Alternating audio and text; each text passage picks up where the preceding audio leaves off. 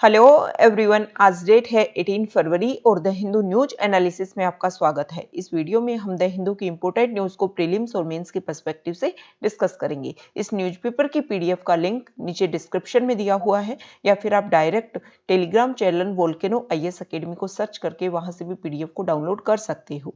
First news, mister Rahul Gandhi ने एक statement दिया है। उन्होंने बोला है कि मेरे फादर के जो भी किलर्स हैं उनको फॉरगिव कर देना चाहिए। कांग्रेस लीडर राहुल गांधी ने यह भी बोला कि मैंने बहुत ज्यादा ट्रेमेंडियस पेन को फील किया था जब मेरे फादर की डेथ हुई और अब मैं हेटर्ड को फील नहीं करना चाहता हूं। देखो, जो हमारे फॉर्मर प्राइम मिनिस्टर हैं उनकी मई 1991 में हत्या कर दी गई थी और उस हत्या में ऐसे प्रूफ सामने आए थे कि लिट्टे जो ऑर्गेनाइजेशन है वो इसमें शामिल था। तो लिट्टे ऑर्गेनाइजेशन के बारे में हम पता कर लेते हैं। लिबरेशन टाइगर्स ऑफ तमिल इलम के नाम से इसको जाना जाता है या फिर तमिल टाइगर्स के नाम से भी इसको जाना जाता है। इसकी हिस्ट्री हम देखते हैं। श्रीलंका जो हमारा एक नेबर कंट्री है और एक आइलैंड नेशन है, वहां पर दो सिंगलीज वहां पर मेजोरिटी में पाए जाते हैं और तमिल वहां पर माइनॉरिटी में पाए जाते हैं। श्रीलंका में हमेशा से जो गवर्नमेंट हमेशा से हाथों में रही है सिंगलीज के हाथों में। तो तमिल ये चाहते थे कि उनके राइट्स का वहां पर वायलेशन होता है, इसीलिए श्रीलंका का जो नॉर्थ और ईस्ट जो पार्ट है उसको इंडिपेंडेंट स्टेट बना दिया जाए और उसका नाम रख दिया जाए तमिल इलम। जो वहां पर माइनॉरिटी में है तमिल इलम, वो इस एरिया में बस जाएंगे। ठीक है, ये जो लिट्टे है इसकी शुरुआत 1976 में प्रभाकरण के द्वारा इसका फॉर्मेशन किया गया था और उसके बाद से रेगुलर इस लिट्टे ग्रुप ने श्रीलंका में जो सिविल वार चला 1983 से 2009 तक, उस सिविल वार में इसने महत्वपूर्ण भूमिका निभाई। और 2009 में जब प्रभाकरण की डेथ हो जाती है उसके बाद में इसको कर्व कर दिया जाता है लिट्टे को। और इस सिविल वार में हमारी जो इंडियन गवर्नमेंट है, हमारी जो पुलिस फोर्स है, उन्होंने भी काफी इंपॉर्टेंट रोल निभाया था वहां पर पीस एस्टेब्लिश करने के लिए श्रीलंका में। तो ये डिस्कस किया हमने लिट्टे से रिलेटेड और हमारे former prime minister mister Rajiv Gandhi के असैसिनेशन के बारे में। नेक्स्ट न्यूज पंजाब से रिलेटेड है।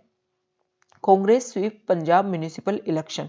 पंजाब में म्युनिसिपल जो बॉडीज हैं उनके लिए इलेक्शन हुए थे और उसमें जो रूलिंग कांग्रेस है उसने वहां पर स्वीप कर दिया है। 8 म्युनिसिपल कॉरपोरेशन है जिसमें 7 को कांग्रेस ने वहां पर जीत लिया है। और बीजेपी की जो farmer alliance partner Shiromani Akali Dal, वो भी एक प्रिंसिपल अपोजिशन पार्टी के रूप में इन म्युनिसिपल इलेक्शन में उभर करके आई है। बीजेपी की जो परफॉर्मेंस है वो बहुत खराब रही है। 2022 में जो पंजाब के असेंबली पोल होने वाले हैं उनके हिसाब से ये जो कांग्रेस की विक्ट्री आई है वो काफी महत्वपूर्ण रहने वाली है। देखो, जो फार्मर प्रोटेस्ट चल रहा है और उस फार्मर्स में ज्यादातर पंजाब और हरियाणा से रिलेटेड लोग हैं और इसी कारण से इस फार्मर प्रोटेस्ट में कांग्रेस ने साथ दिया है फार्मर्स का और यही कारण रहा है कांग्रेस की जीतने का। Next news, 2 PFI men held on terror charge। PFI popular front of India, ठीक है, इसके रिलेटेड 2 लोग थे केरला बेस्ड मेंबर, उनको गिरफ्तार कर लिया गया है उत्तर प्रदेश पुलिस के द्वारा कि वो हिंदू आउटफिट्स के जगह पर कुछ टेरर अटैक्स, कुछ टेरर स्ट्राइक्स करने के लिए, मतलब यूपी जो स्टेट है उसमें जो सेंसिटिव स्टेट स्पोर्ट्स हैं वहां पर कुछ टेरर अटैक करने वाले थे, इसीलिए इन लोगों को गिरफ्तार किया गया है। पॉपुलर फ्रंट ऑफ इंडिया एक इंडिया में 2006 में इसको बनाया गया था और एक्सट्रीमिस्ट इस्लामिक ऑर्गेनाइजेशन है PFI। नेशनल डेवलपमेंट फ्रंट के सक्सेसर के रूप में इसको 2006 में फॉर्म किया गया था।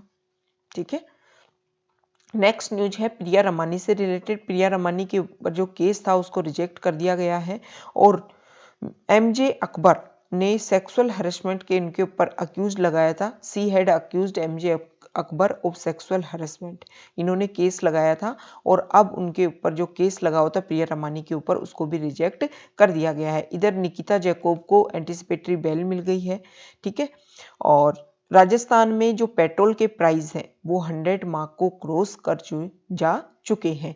यहाँ पर जो रेस्क्यू ऑपरेशन चलाया जा रहा है उत्तराखंड उससे रिलेटेड है कि तपोवन जो एरिया है जहाँ पर पावर प्रोजेक्ट था उस एरिया में रेस्क्यू और रिलीफ ऑपरेशन चलाया जा रहा है और जो बॉडीज की जो संख्या है, मतलब पहले स्टार्टिंग में जितने लोगों की डेथ हुई थी वो बढ़ करके 58 लोगों की डेथ, मतलब इतने लोगों के सामने आ चुका है कि 58 लोगों की इसमें डेथ हुई है और 200 से ज़्यादा लोग अभी तक इसमें मिसिंग हैं।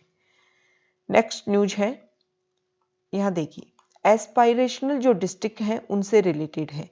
राजस्थान की इसमें बात की गई है कि चिल्ड्रंस का जो न्यूट्रिशन है वो एस्पायरेशन डिस्ट्रिक्ट में काफ़ी अच्छा हुआ है।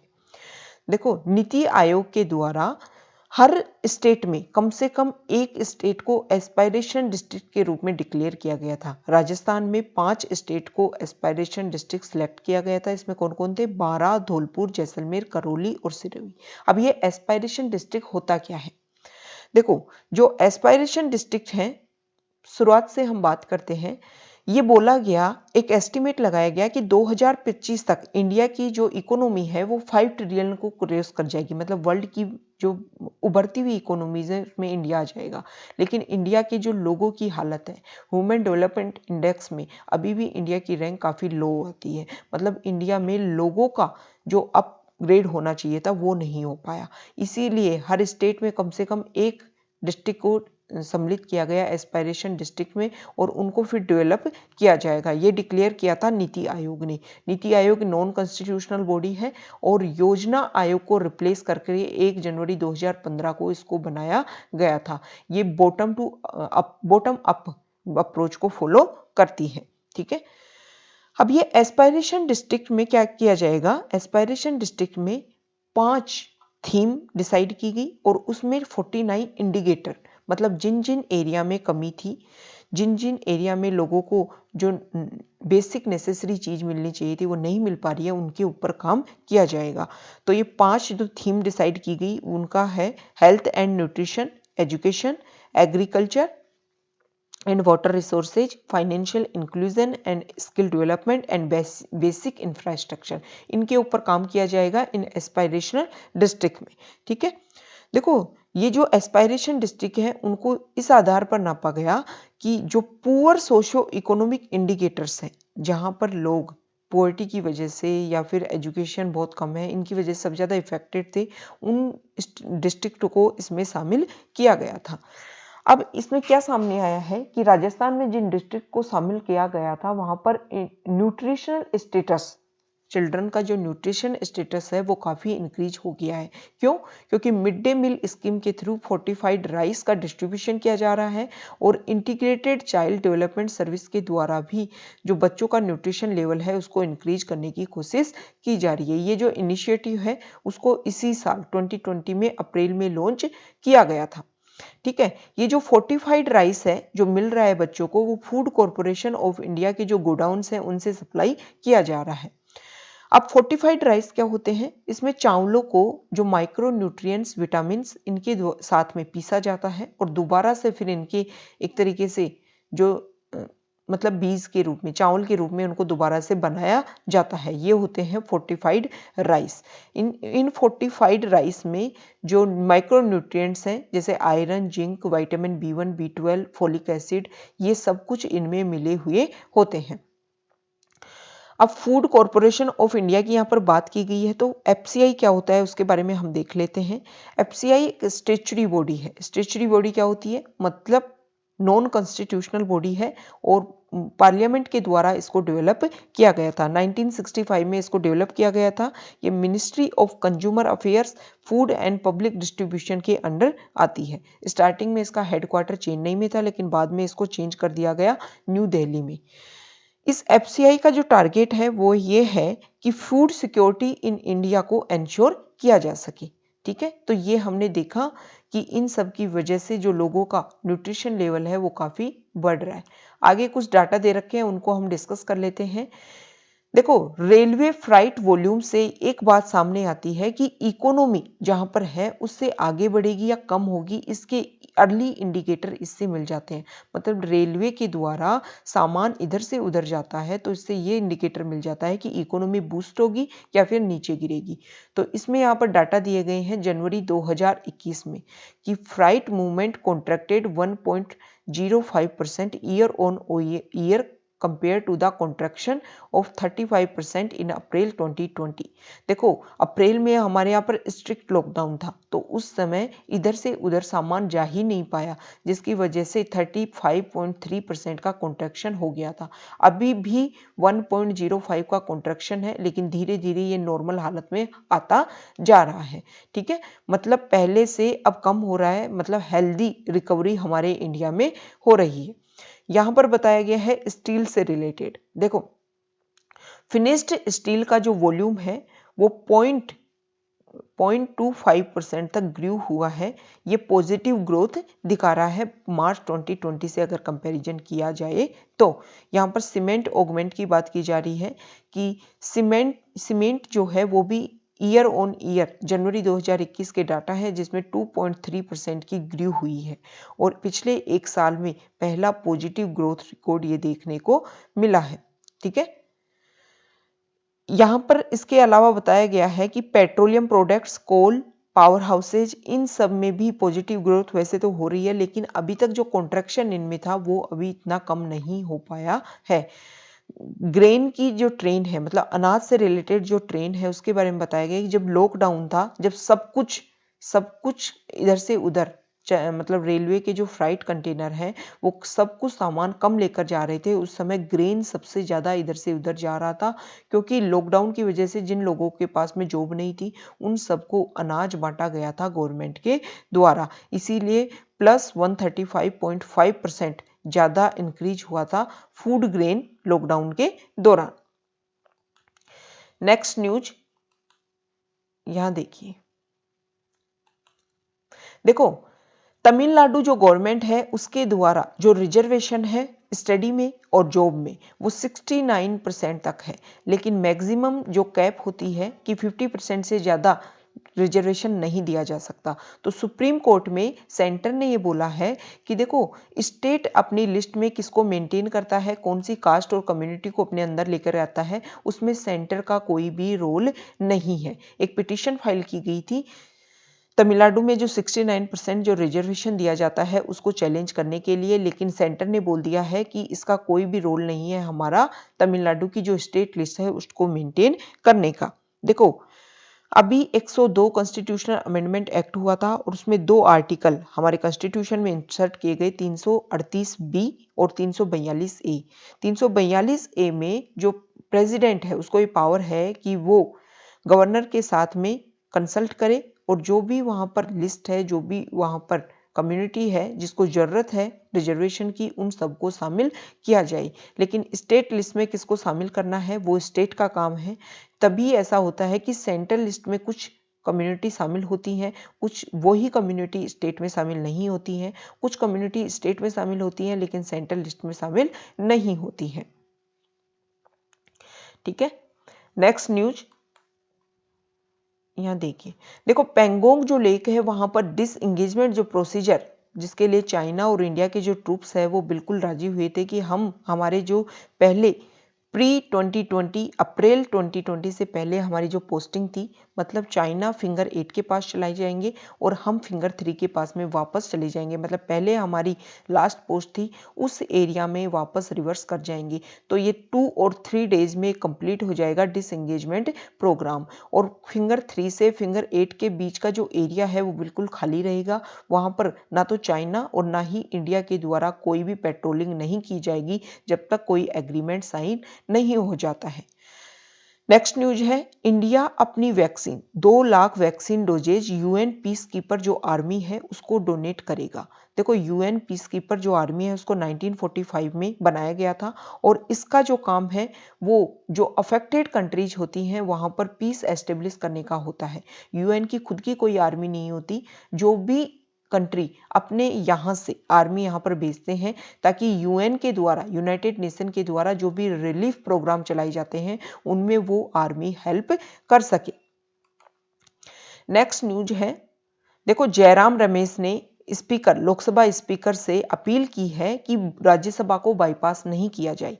लोकसभा में इलेक्टेड लोग होते हैं और जो राज्यसभा है उसमें डायरेक्ट इलेक्टेड लोग नहीं होते हैं।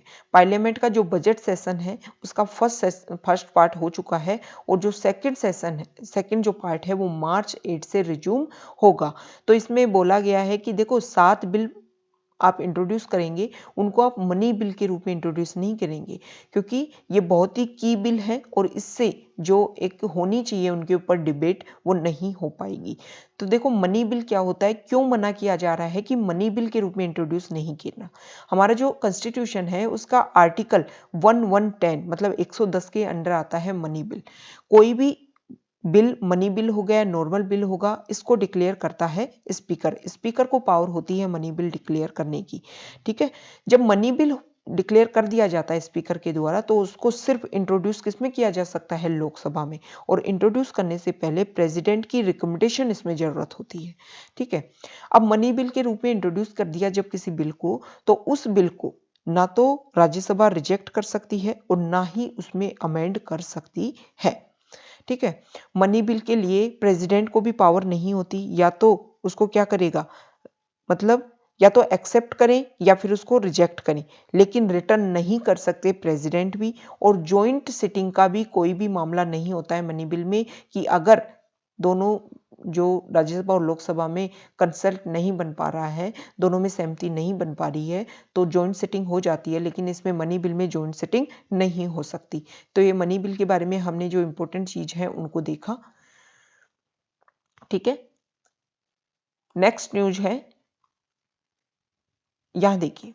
देखो उत्तराखंड में जो ट्रेजेडी आई है उसको लेकर के एक प्रॉब्लम क्रिएट हुई है। उसमें ये माना जा रहा है कि चार धाम जो प्रोजेक्ट, चार धाम मतलब गंगोत्री, यमुनोत्री, केदारनाथ और बद्रीनाथ, इनको गढ़वाल हिमालय में ये सिचुएटेड है और इन सबको आपस में जोड़ने के लिए रोड डेवलपमेंट करने की बात चल रही थी। और उस रोड डेवलपमेंट करने की वजह से ही ये ट्रेजेडी सामने आई है, ऐसा बोला गया है। जो रवि चोपड़ा है उन्होंने कमेटी, एक हाई पावर्ड कमेटी बनाई थी और उसके चेयरपर्सन थे रवि चोपड़ा। उन्होंने इस ट्रेजेडी को कनेक्टिंग किया है इस चार धाम प्रोजेक्ट के द्वारा, लेकिन सेंटर के द्वारा इसको मना कर दिया गया है कि ऐसा कुछ भी नहीं हुआ है कि चार धाम प्रोजेक्ट की वजह से ये ट्रेजेडी सामने आई है।